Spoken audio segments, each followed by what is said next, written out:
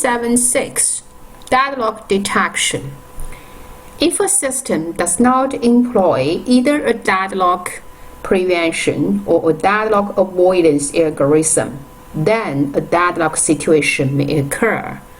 In this situation, the system will provide an algorithm that examines the state of the system to determine whether a deadlock has occurred. Second, an algorithm to recover from the deadlock. First, single instance of each resource type.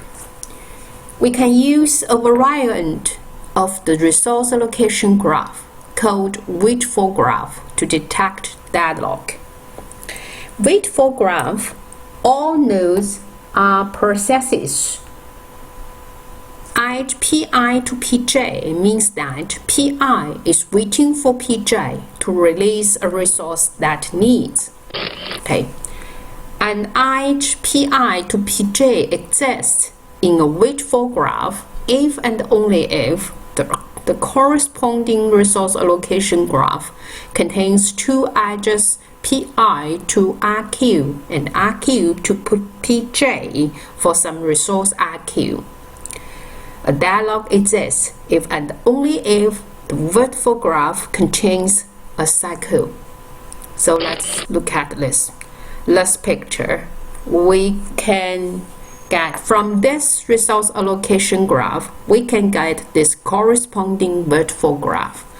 So because precise R1 is already allocated to P2 and P2 and precise P1 is requiring resource R1. So we say precise P1 waiting for P2.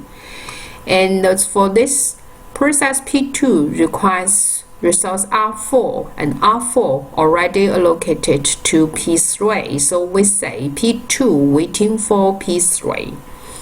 And we look at resource R5, we can see that precise P2 requires R5, but R5 already allocated to P4. So we say P2 waiting for P4. So by simplifying this graph, we get this wait-for graph. And then we can see there are 1 cycle, 2 cycles, 3rd cycle, 3 cycles. We have 3 cycles altogether. So we say it is in deadlock state. Okay, and we must know that resource allocation wait-for graph can only used for resource. Each resource type only have one instance. There is only one instance for each resource type. We can use resource allocation graph and the wait-for graph to determine whether the system state is deadlock. Okay, so periodically invoke an algorithm that searches for cycle in the graph.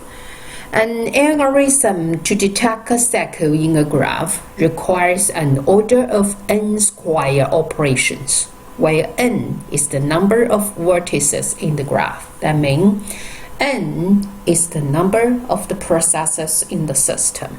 Okay.